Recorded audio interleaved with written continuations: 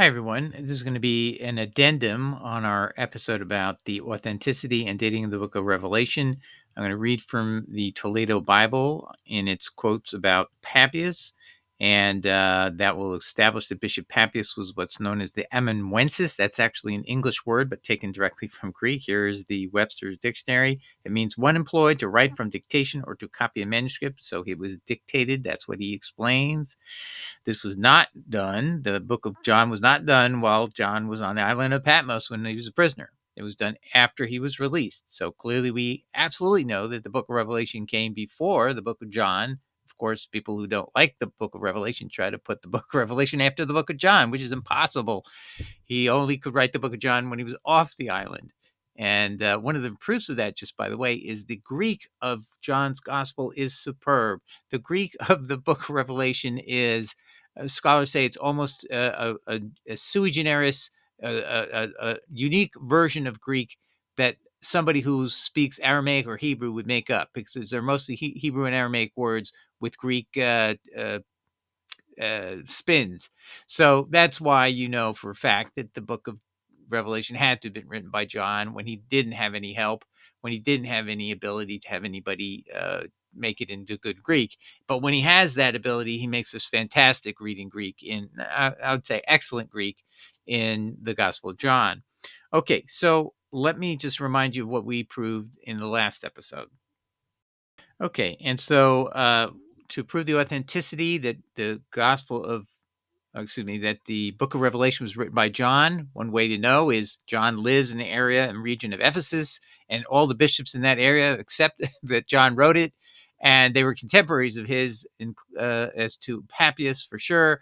And then that means that could explain why the bishops after John dies in that region near Ephesus all accept this book of Revelation. Okay, so here, give you a list. Just a martyr, he said it's from Apostle John, the book of Revelation. Irenaeus, who's a bishop in Gaul in the next generation, 120 to 200, he's saying it's written by God. Revelation is written by John. Theophilus, bishop of Antioch in Syria, he's from 177 AD. He says it's written by John the Apostle. Tertullian said the same thing in the era near 200. Clement of Alexandria said the same thing in the era between 180 and 120. That John the Apostle wrote the book of Revelation. And then Melito, the bishop of over one of the seven churches, actually addressed in the book of Revelation. Sardis says it was written by John. In fact, he wrote a full commentary on the book of Revelation is written by John, and that man dies in 175 AD. So it's overwhelming. It's accepted. Authenticity means that other people know you wrote it.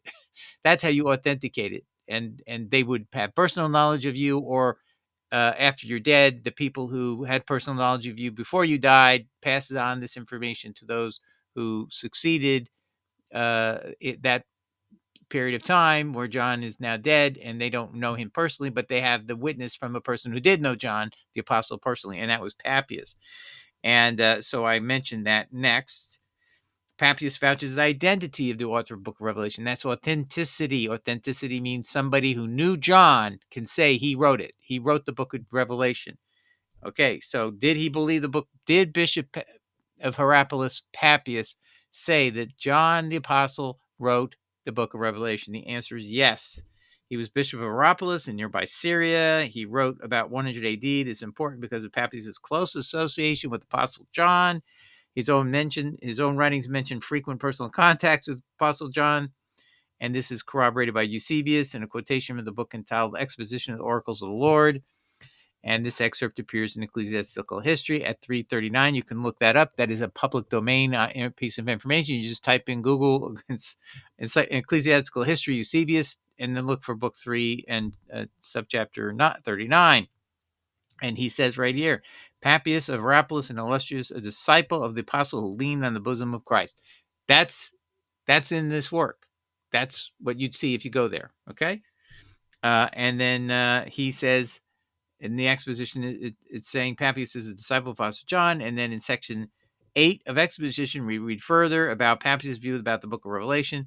With regard to the inspiration of the book of Revelation, we deem it superfluous to add another word, for the blessed Gregory Theogalus and Cyril, and even men of still older date, Papias, Irenaeus, Methodius, and Hippolytus, bore entirely satisfactory testimony to it. that exposition of the oracles of the Lord appears inside Eusebius's work, Ecclesiastical History of the 325 era.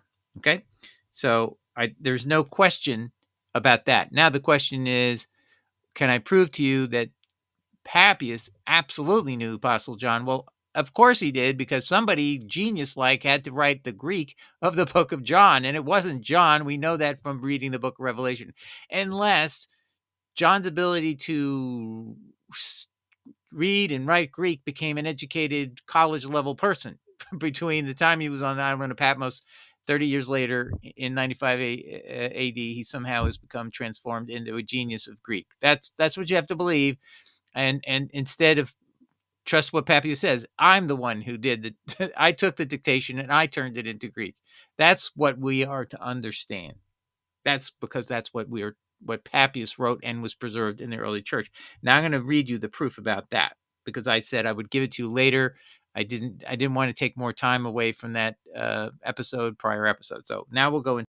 Okay, next I'm going to read to you from the 10th century Bible of Toledo. This is what it looks like. This is actually the text, and the quality of preservation. You can see it's fantastic, right?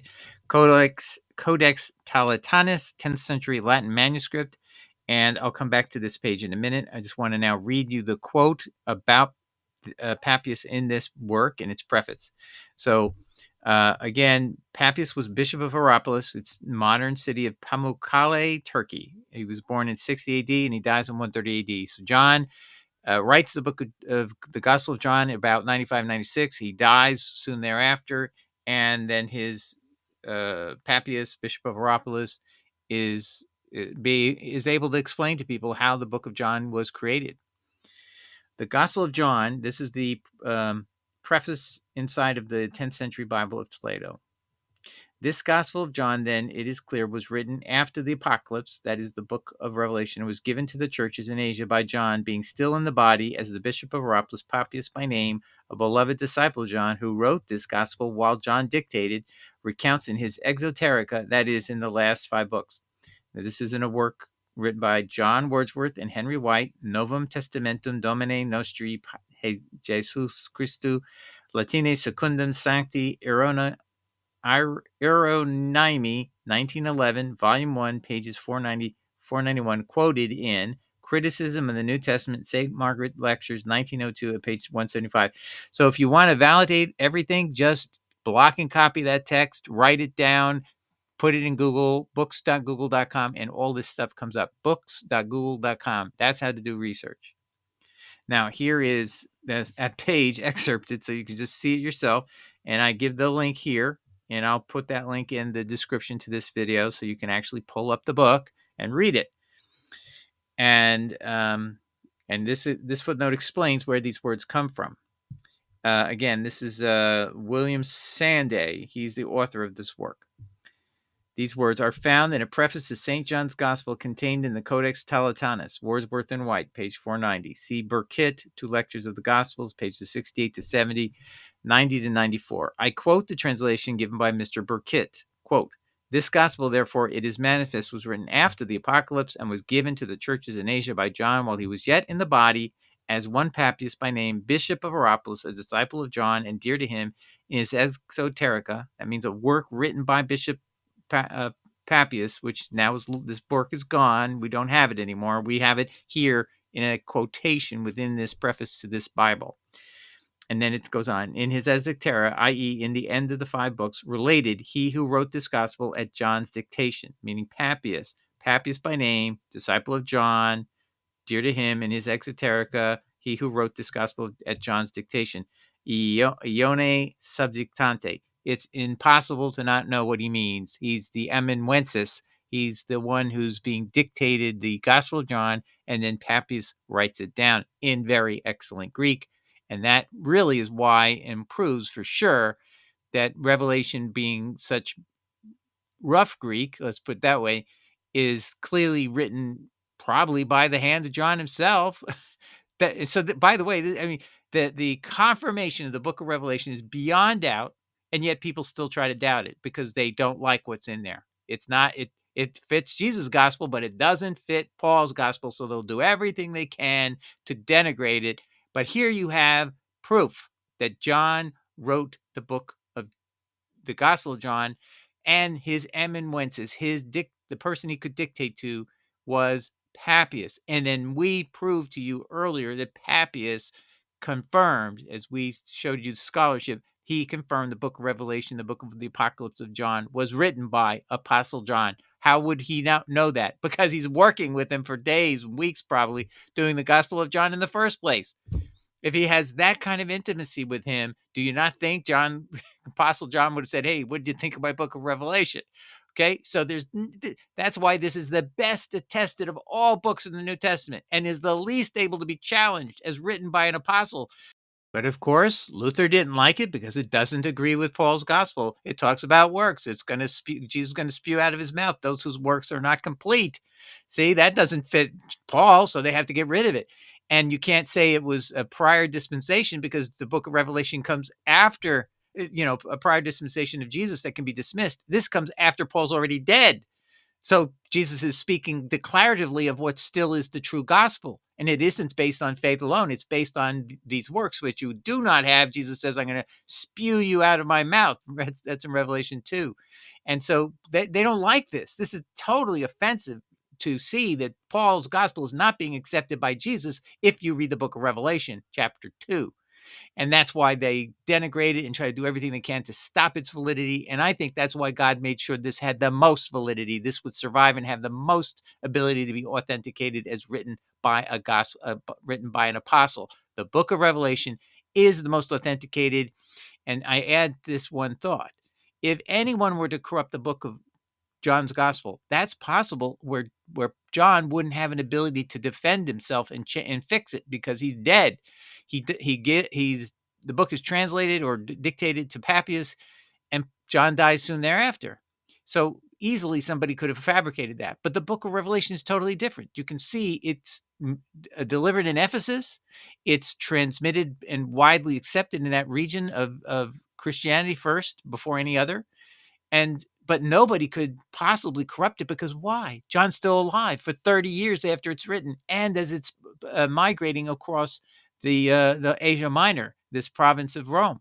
So that's why you can say for sure it's the best attested and the most authentic of all the works in all the New Testament. If you wanted to put the number one most authenticated work of an apostle of Jesus Christ, it has to be the book of Revelation. All right. God bless everybody. Ciao. Bye.